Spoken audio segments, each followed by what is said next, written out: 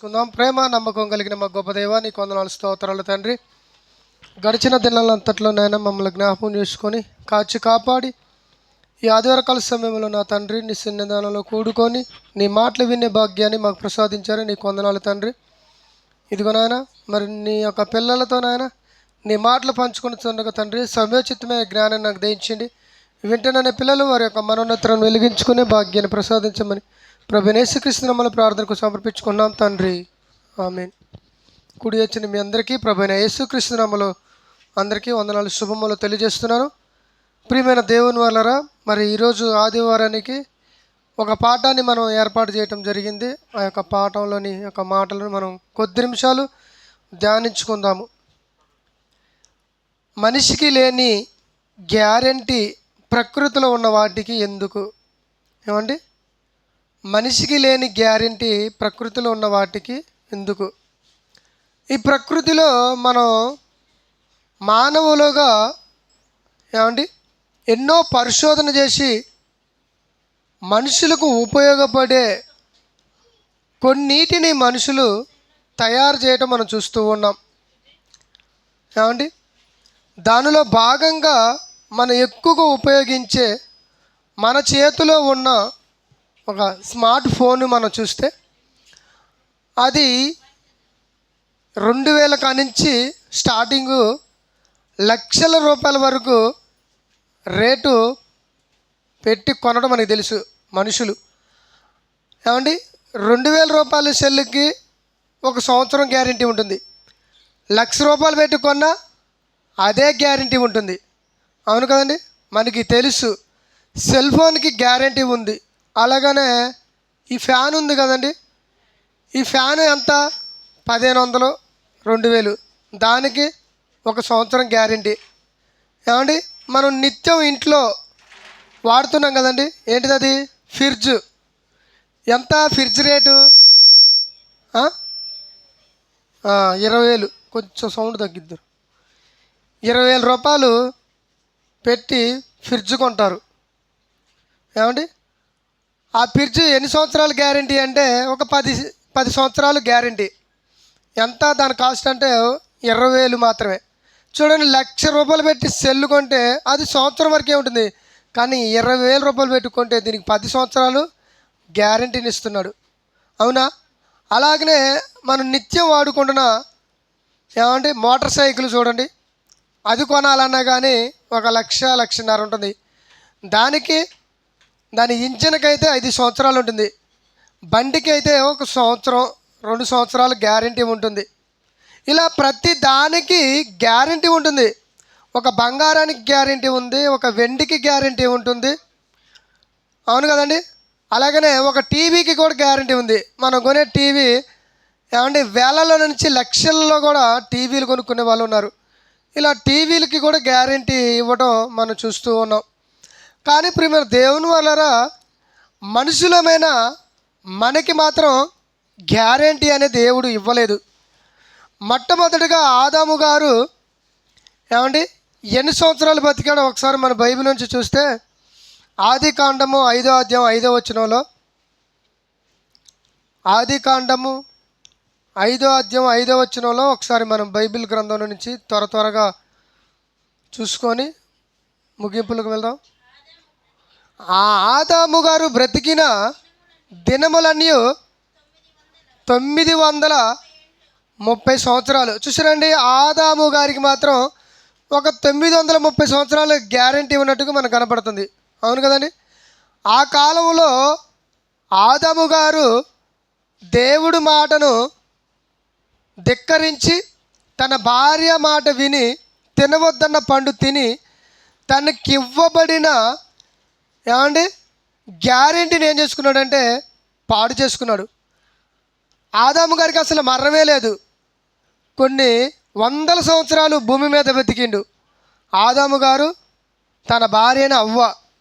ఎప్పుడైతే వీళ్ళు పండుని తిని తప్పు చేశారో అప్పుడుతోనే వాళ్ళు ఏం తెచ్చుకున్నారంటే మరణము లేని అంటే గ్యారంటీ లేని మరణాన్ని కొని తెచ్చుకున్నారు. మరి ఎందుకయ్యా ఈ పరిస్థితి? సరే, కనీసం వాళ్ళకి 930 సంవత్సరాలైనా గ్యారంటీ ఉంది. కానీ ఇప్పుడున్న మనకి 930 సంవత్సరాలు గ్యారంటీ ఉందా? ఏమండి? 930 సంవత్సరాలు కాదుగా, కనీసం 100 సంవత్సరాలు కూడా గ్యారంటీ లేని పరిస్థితి. ఎందుకు ఇలాంటి పరిస్థితిని మానవుడు తెచ్చుకున్నాడంటే, మొట్టమొదటిగా మనిషి దేవుణ్ణి నమ్మకపోవడమే. దేవుణ్ణి నమ్మటం అంటే ఆయన చెప్పిన మాటను పాటించడమే. అలా పాటించకపోతే దేవుణ్ణి మనం నమ్మన కింద లెక్కే. అయితే ఆనాడు ఆదాము గారికి 930 సంవత్సరాలు అదొక గ్యారంటీకి మనం చూపించవచ్చు. ఒక ఫోన్కి ఎలా గ్యారంటీ ఉందో, ఒక బండికి ఎలా గ్యారంటీ ఉందో, ఒక ఫ్రిడ్జ్కి ఎలాగైతే గ్యారంటీ ఉందో, ఏమండి, ఒక బంగారానికి ఎలా గ్యారంటీ ఉందో, ఏమండి, ఓకేనా? ఈరోజు మానవులైన మనకి మాత్రం గ్యారంటీ లేదు. చూడండి, 930 సంవత్సరాల నుండి మరి నోవాహు గారి కాలానికి వచ్చరికి ఎంత పడిపోయిందో ఒకసారి చూద్దాం. ఆదికాండము 6వ అధ్యాయం 3వ వచనం. ఆదికాండము 6వ అధ్యాయం 3వ వచనం చూడండి ఒకసారి.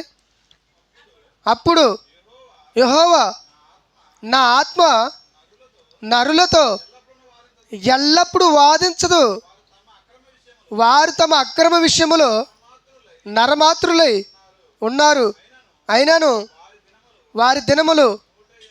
చూశారండి, 930 సంవత్సరాల ఆడ. తమ్ముడు దాని మీద కొంచెం కాల్తీ, పేరు మీద పడుతున్నాం.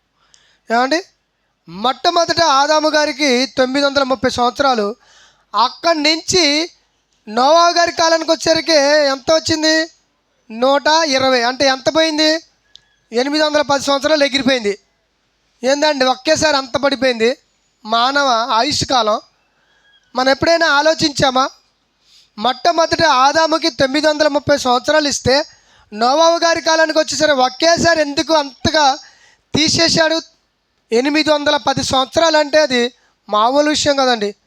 930 సంవత్సరాలు బతకడం అంటే కనీసం ఒక 1000 మందిరైనా కను ఉండొచ్చు, ఒక 1000 తరాల వరకు చూడొచ్చు. ఏమండి, అవునా కదా? పిల్లల పిల్లల పిల్లల పిల్లలను మనం చూసుకుంటూ పోతే కొన్ని వేల తరాలు మనకి కనబడుద్ది. కానీ దేవుడు ఒకేసారి అన్ని సంవత్సరాలు తీసేసిండు. ఎందుకంటే మనుషులు కేవలం తమ ఊహకు, తమ ఆలోచన ప్రకారంగా బ్రతుకుతున్నారు, కానీ దేవుడి ఆలోచనను ఎప్పుడు కూడా తెలుసుకోలేకపోయారు. సరే, 120 సంవత్సరాలు ఇచ్చిండు, బాగానే ఉంది. ఇక అక్కడి నుంచైనా దేవుని కొరకు మారి బ్రతుకుదాం. మరి ఆదాము గారికి 930 సంవత్సరాలు ఇచ్చిండు, మరి ఇప్పుడు వచ్చేసరికి 120 సంవత్సరాలు అంటుండు. ఈ 120 సంవత్సరాలైనా దేవుని కొరకు మారదాం, బ్రతుకుదాం, దేవుని గురించి ఆలోచిద్దామన్న ఆలోచన ఆ కాలంలో ఉందంటే ఆ కాలంలో లేదు. అందుకనే దావీదు కాలానికి వచ్చేసరికి అక్కడ ఏమంటుండో చూడండి. ఆయన ఒక విషయాన్ని చెబుతున్నాడు ఆయుష్కాలం గురించి. కీర్తన గ్రంథము 90వ అధ్యాయం 10వ వచనం. కీర్తన గ్రంథం 90వ అధ్యాయం 10వ వచనంలో, మా ఆయుష్కాలము చూసారండి ఎంత పడిపోయింది. ఇక్కడికి వచ్చేసరికి 50 సంవత్సరాలు తీసేసిన ఒకేసారి. ఏమండి, 70 అంటే ఈ 120ను ఈ 70, 120 సంవత్సరాలు. 70 అంటే ఎన్ని కలిపితే 120 అవుతాయి? 50. ఏమన్నా చూసారండి, ఒకేసారి 50 తీసి పడేసిండు. ఎందుకంటే 120 సంవత్సరాలు ఇచ్చినా కానీ ఈ ఇశ్రాయేలులు ఏం చేశారంటే దేవుణ్ణి నమ్మట్లేదుగా. ఏమండి, మరి నోవాహు గారు 600 సంవత్సరాల పైన బ్రతికింది కదండి అని మనం అనుకోవచ్చు. ఏమండి, అక్కడి నుంచి తగ్గించుకుంటూ వచ్చి దావీదు గారి కాలానికి వచ్చేసరికి 70 అన్నాడు. అంటే మధ్యలో ఏం చేసిండు? తగ్గించుకుంటూ వచ్చిండు. నోవాహు గారికి మాత్రమే కొంత ఆయుష్ని ఇచ్చిండు. ఎందుకంటే నోవాహు గారు దేవుని ఎదుట ఎలా ఉండు? నీతిమంతుడిగా ఉండు. మరి అలాంటి నీతిమంతుడు కొంతకాలం బ్రతకాలని దేవుడు అనుకున్నాడు. అందుకనే ఏం చేశాడంటే నోవాహు గారికి కొంత వయసునిచ్చిండు. ఆ తర్వాత నుంచి ఏం చేసిండంటే దేవుడు తీసేసుకుంటూ వచ్చిండు. ఆదాము గారి కాలం నుండి ఏమండి దావీదు గారి కాలానికి వచ్చరికి ఎంత పడిపోయింది? ఏమండి, ఈ యొక్క 810, ఈ యొక్క 50, 860 సంవత్సరాలు ఒకేసారి తీసేసిండు. చూసారా ప్రియమైన దేవుని వాళ్ళరా? ఈ ప్రకృతిలో దేవుడు చేసిన వాటికి కూడా గ్యారంటీ ఉందండి. సూర్యుడు చూడండి, ఆదాము పుట్టక ముందు నుంచి ఇప్పటి వరకు సూర్యుడు ఉన్నాడా లేడా? నిలబడి ఉన్నాడు.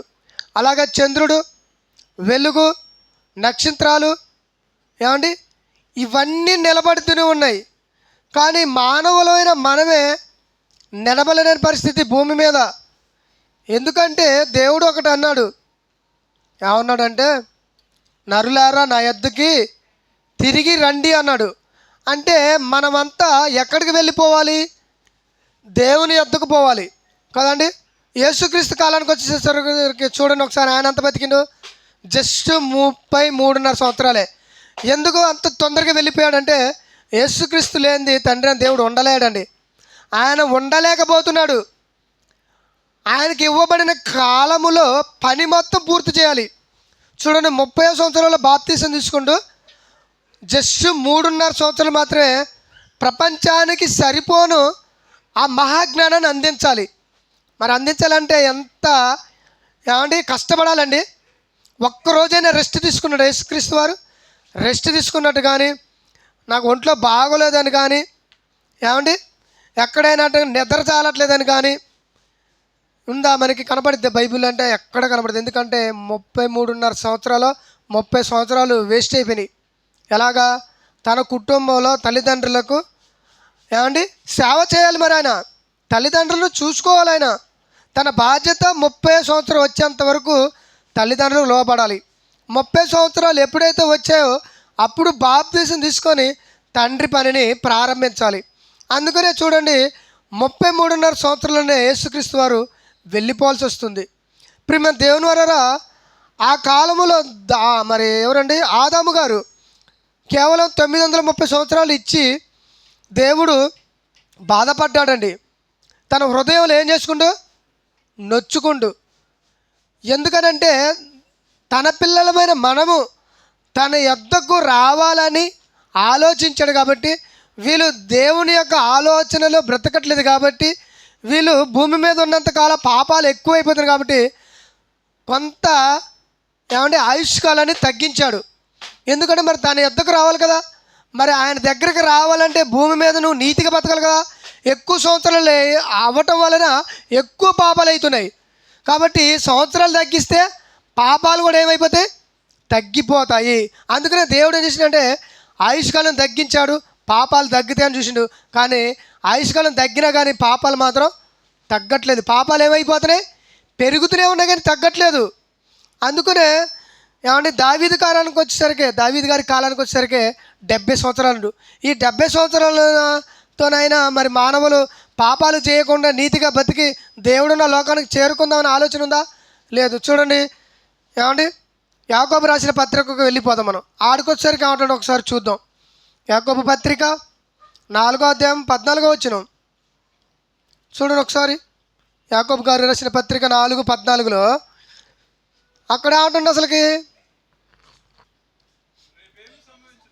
రేపేమి సంభవించినో మీకు తెలియదు, మీ జీవమే పాటిది, మీరు కొంతసేపు కనబడి అంతలో మాయమైపోయి ఆవిరి అండు. చూసారండి, ఇక్కడికి వచ్చేసరికి గ్యారంటీ లేదు ఇప్పుడు మనకి. ఏమండి ఆదాము గారి కాలంలో 930, అక్కడ కొంచెం గ్యారంటీ ఉంది. ఆ నుంచి నోవా గారి కాలంకి వచ్చి 120, ఆడ కొంచెం తగ్గింది. ఆ నుంచి దావీదు గారి కాలానికి వచ్చే 70, ఏమండి 70-80. ఆ నుంచి యేసుక్రీస్తు కాలం వెళ్ళిపోయిన తర్వాతకి వీళ్ళు రాస్తున్నారు ఈ గ్రంథాన్ని, ఈ పత్రికను. అక్కడికి వచ్చేసరికి ఆవిరి అండు. అంటే అసలు గ్యారంటీయే లేదు. ఏమండి అంటే మనిషి ఎప్పుడు చనిపోతాడో తెలియదా? అప్పుడప్పుడు కూడా చూడండి, మనకి బాగా తెలిసిన స్నేహితులతో కానీ బంధువులతో కానీ మనం పలకరించడానికి వాళ్ళ ఇంటికి వెళ్తాం. వాళ్ళతో ఉదయం అంతా బాగానే మాట్లాడతాం. ఏమండి వారితో మరి ఏదైనా డిస్కషన్ చేసి మన ఇంటికి వెళ్ళిపోతాం. ఆ ఇంటికి ఎప్పుడైతే వెళ్ళిపోయావో లేదో మధ్యలోనే కావచ్చు నీకు ఫోన్ వస్తుంది. ఏమని? ఇప్పుడే మాట్లాడి అప్పుడే చనిపోయాడు అని ఫోన్ వస్తుంది. అప్పుడు నువ్వేమనుకుంటా, అరే ఇప్పుడే కదా నేను అతనితో మాట్లాడి వచ్చాను. ఏమంటే చాలామంది మన ఊర్లలో కూడా మన ఈ యొక్క మాటను వింటూ ఉంటాం. ఇప్పుడే ఆ వ్యక్తిని చూసి వచ్చాను, అప్పుడే చనిపోయాడేంది అనే మాట వింటున్నామంటే యేసుక్రీస్తు వారు నిజంగా తన ఏమంటే సేవ కొరకు ఏర్పాటు చేసుకున్న భక్తుల నోటని రాయించాడంటే అది ఇప్పటికీ భూమి మీద జరుగుతుందా లేదా? జరుగుతుంది. అంటే మనుషులమైన మనకి గ్యారంటీ అనేది లేదనమాట. ఇప్పుడు బాగానే చర్చిలోకి వచ్చాం, దేవుడి మాటలే వింటున్నాం, ఏమండి రొట్టె ద్రాక్ష రసం తీసుకుంటున్నాం, దేవునిలో సహవాసం చేసాం, కానీ ఇంటికి పోయిందా కూడా మనకి నమ్మకం లేదు. ఈ రాత్రి ఏమండి సాయంత్రం కానీ ఈ రాత్రి కానీ మనం ఉంటామనే నమ్మకం కూడా మనకి లేదు ప్రియమైన దేవుని అన్నారు. ఎందుకంటే దేవుడు దానిని తీసివేశాడు. మనుషులలో పాపాలు పెరిగిపోతున్న కొద్దిగా ఆయుష్కాలను కూడా తగ్గించుకుంటూ వచ్చాడు. అదే మనుషులు కనుక పాపాలు తగ్గించుకుంటూ పోతే ఆయుష్కాలం పెరిగేదేమో, ఏమండి. అందుకనే దేవుడు కూడా ఆయుష్కాలాన్ని మనుషులకి, ఏమండి మీరు అనొచ్చు కొంతమందిని 90 సంవత్సరాలు 80 70 ఉంటున్నాయి కదా అంటే, దేవుడు వాళ్ళకి కొంత సమయాన్ని వెయిట్ చేస్తున్నాడు. చూద్దాం మారతాడేమో, నా మాటలు వింటున్నాడు కదా, నా మాటల గురించి ఆలోచిస్తున్నాడు కదా, ఒకళ్ళు ఏమైనా మారతాడేమో, దేవుడి పని చేస్తాడేమో అని ఆలోచించవచ్చేమో. చూద్దాం, ఆ మాట చూద్దాం ఒకసారి. లూకా సువార్త 13వ అధ్యాయం మొదటి నుంచి చూడండి ఒకసారి. ఆ మాటను యేసుక్రీస్తు వారు ప్రస్తావించి చెబుతున్నాడు. లూకా సువార్త 13వ అధ్యాయం మొదటి నుంచి చూడండి ఒకసారి. మొదటి కాదు 2-3 వచనాలు. ఒక ఉపమానం చదువుతున్నాడు కదండి, ఉపమానం కానీ చదవండి. లూకా సువార్త 13వ అధ్యాయము అక్కడ ఉపమాన రూపంలో తెలియజేస్తున్నాడు యేసు ప్రభువారు. 13వ అధ్యాయం అక్కడ ఉపమానం అని కనపడుద్ది మనకి. మొదట్లో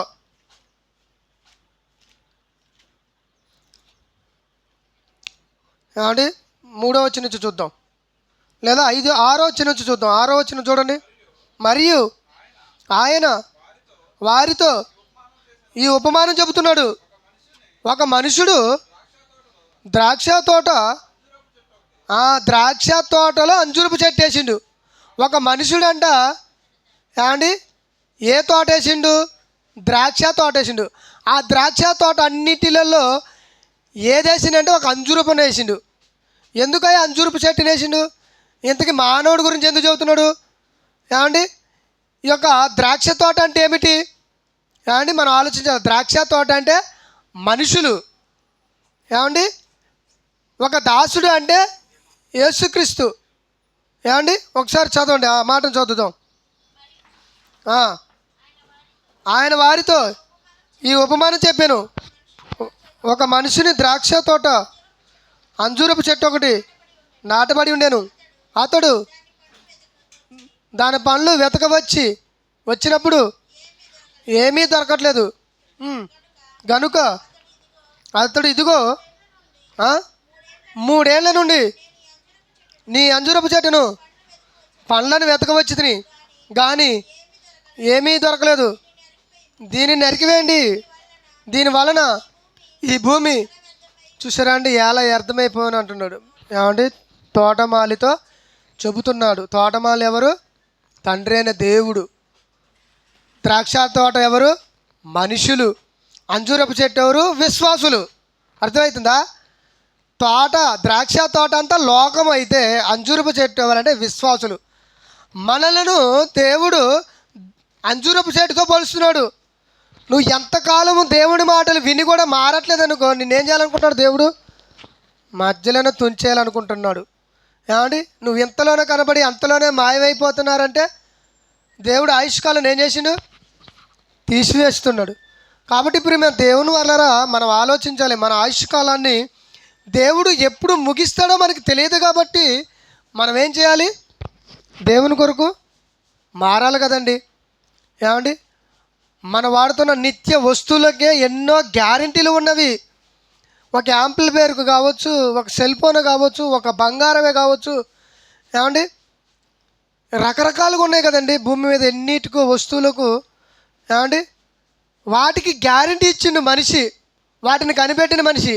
కానీ దేవుడు మనలో చేసిన ఆయన మాత్రం మనకి గ్యారెంటీ ఇవ్వలేదు. ఎందుకంటే గ్యారెంటీలో బతుకుతున్న నీవు దేవుణ్ణి మర్చిపోతావని, గ్యారెంటీలో బతికే నువ్వు పాపాలు ఎక్కువైపోతాయని, దేవునికి దూరం అయిపోతావని, నువ్వు వెళ్ళబోతున్న ఆ శిక్ష ఏదైతే ఉందో మానవులు దాన్ని ఏం చేస్తున్నాడు దేవుడు? ఏమండి మానవులకు అయిపోతున్న ఆ శిక్షను చూసి ఆయన బాధపడుతున్నాడు. అరే నీకు ఇన్ని సంవత్సరాలు ఇస్తే నువ్వు నా గురించి ఆలోచించలేక భూమి మీద నీకు ఇష్టమైనటువంటి బతికి పాపాలు చేస్తూ చచ్చిపోయి ఎక్కడికి వచ్చి బాధపడుతూ నీ బాధను చూసి నేను బాధపడవలసిన పరిస్థితి ఎందుకు తెచ్చుకున్నావు నాయన అని దేవుడు అంటే ఏం పరిస్థితి? ప్రియమైన దేవుని వలరా ఒకసారి ఆలోచించుకుందాం మనల్ని మనము. ఒకసారి చూడండి, అదే కీర్తన గ్రంథం 39 అధ్యాయం 6వ వచనం. కీర్తన గ్రంథం 39 6వ వచనం. 39 అధ్యాయము కీర్తన గ్రంథము 6వ వచనం చూడండి. అక్కడ ఏమంటున్నాడు దావీదు గారు? మనుషులు వంటి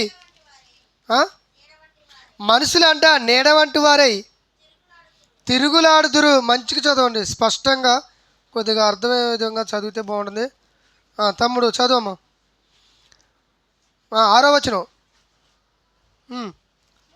మనుషులు వట్టి నీడ వంటి వారై తిరుగులాడుదురు, వారు తొందరపడటానికి.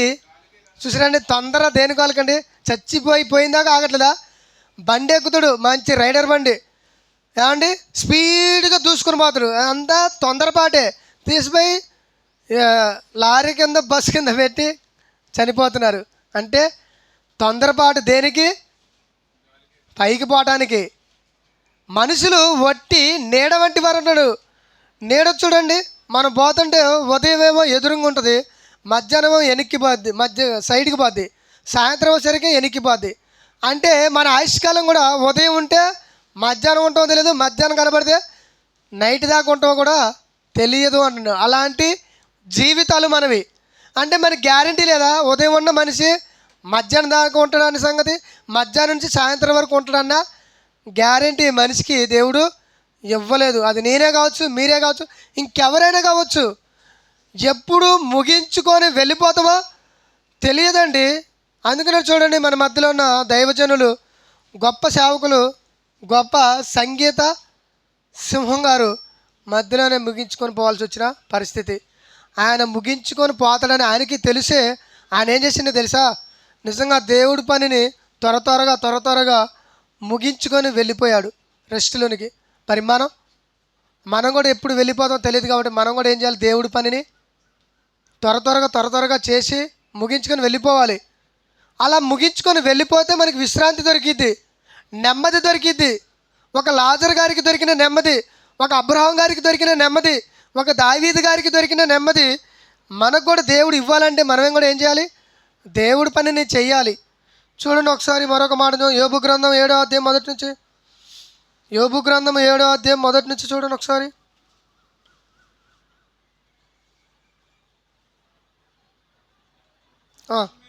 భూమి మీద నరుల కాలము. చూసారండి, యుద్ధ కాలము కదా, యుద్ధాలు జరుగుతాయి మనకు తెలిసి కదండి. పాకిస్తాన్ మీద కానీ, లేకపోతే అమెరికా మీద కానీ, చైనా వాడి మీద కానీ కొన్ని యుద్ధాలు జరిగినాయి కదండి. ఈ మధ్యకాలం మనం చూసాం. ఆ యుద్ధం ఎంతసేపు ఉంటుంది మనకేం తెలుసండి? ఒక్కొక్క యుద్ధం 10 రోజులు నడుస్తుంది, 30 రోజులు నడుస్తుంది, ఏమండి? అవునా కదా? ఒక రోజులోనే ముగించబడింది. అలాగనే మానవులైన మనము, మన ఆయుష్కాలం ఎంత ఉందంట? చదువు ఇప్పుడు. భూమి మీద నరుల కాలము యుద్ధ కాలము కాదా? వారి దినములు కూలివాని దినముల వలె వంటివిగా. చూసారండి, కూలివాని దినములు అంటే ఏమండి? మనం ఉదయం అంతా పనికి పోతాం, సాయంత్రం రాగానే మళ్ళీ రేపు ఎట్టిపోవాలో మనకి తెలియని పరిస్థితి, దోలాడకాలం. అవును కదా? అంటే ఇప్పుడు మేము దేవుని వల్ల మన ఆయుష్కాలం ఎలా ఉందంట? కూలివాడు ఎలాగైతే దోలాడుకుంటున్నామో మన జీవితం కూడా అలానే ఉందంట. అంటే ఎప్పుడు ముగించుకొని పోతామో మనకి తెలియదా అంటే తెలియదు అనమాట. ఏమంటున్నాడు మళ్ళా చదువు. భూమి మీద నరుల కాలము యుద్ధ కాలము కాదా? వారి దినములు కూలి దినములు వంటివి కావా? నీడను మిగులు ఆపేక్షించుచు దాసుని వలెను కూలివాని నిమిత్తము కనిపెట్టుకును కూలివాని వలెను ఆశ లేకే జరుగు నెలలను. చూసారండి, జరుగు నెలల నుంచి అంటే మనకి నెలలు కూడా లేదు, గ్యారంటీ అనేది. నెలలు లేవు, సంవత్సరాలు లేవు, కనీసం దినాలు కూడా లేవు. దినములు అంటే రోజులు, ఆ రోజులు కూడా లేవు అని భక్తులు చెబుతుంటే మనకి ఏమైనా భయము భక్తి కలుగుతుందా? ప్రియమైన దేవుని వలన మనల్ని మనం ఆలోచించుకోవాలి, మనల్ని ప్రశ్నించుకోవాలి. మనము ముగించుకునే లేపు దేవుడి పనిని ముగించాలండి. నేను ఎప్పుడు వెళ్ళిపోతున్నో తెలియదు, మనుషులు అయినా వాళ్ళందరూ కూడా ఎప్పుడు వెళ్ళిపోతారో తెలియదంటండి. ఈ లోకం మనకి శాశ్వతం కాదు.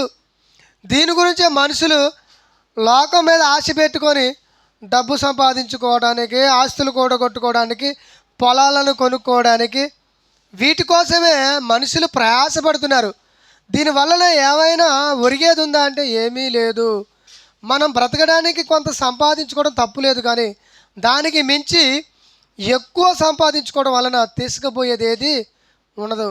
ఏమండి, మన తమిళనాడు ముఖ్యమంత్రి కొంతకాలానికి పరిపాలించింది ఎవరామా? జయలలిత. ఆమె చనిపోయింది తెలుసు కదండి. ఆమె పరిస్థితి ఎలా ఉందండి హాస్పిటల్లో? ఏమైనా ₹1,00,000 కనీసం ఏమండి ఒక ₹100 తీసుకుని పోయిందా? లేవు. ఎవరి పాలైనవి అవన్నీ? గవర్నమెంట్ పాలైపోయినాయి, ప్రభుత్వం పాలైపోయినాయి ఆమె సంపాదన అంతా. అంటే ప్రియమైన దేవుని వల్లరా మనము మన యొక్క కుటుంబాన్ని పోషించుకోవడానికి, మనము మన శరీరాన్ని పోషించుకోవడానికి కొంత సంపాదించుకోవచ్చు, తప్పులేదు. కానీ అంతకు మించి అడ్డదారిలో పోయి సంపాదించుకునే వాళ్ళు చాలామంది ఉన్నారండి. ప్రియమైన దేవుని, అది తప్పు అని చెబుతున్నాను నేను. సంపాదించుకోవడం తప్పు కాదు, కానీ అడ్డదారిలో పోయి అడ్డమైన ఏమండి పనులు చేస్తూ సంపాదించుకోవడం తప్పు. ఎందుకంటే వాటి వల్ల మనకి ప్రయోజనం జరగదు అంటున్నాడు దేవుడు. మరొక మాటను చూద్దాం. అదే యోబు గ్రంథం 9:25 ముగిస్తానండి. యోబు గ్రంథము 9:25 9:25 యోబు 9:25. పరుగు మీద పరుగువాడి మీద పోవువాడి కంటే నా దినములు త్వరగా గతించుతున్నాయి. పరుగు అంటే మీకు తెలుసు కదండి, పరుగు పందాలు. ఏమండి, స్కూళ్ళలో కూడా విద్యార్థులకు పరుగు పందాలు పెడతారు. ఎంతసేపు ఉంటుంది ఆ పరుగు అంటే? ఆ గురి ఎత్తుకు పోయేంతవరకే ఉంటుంది.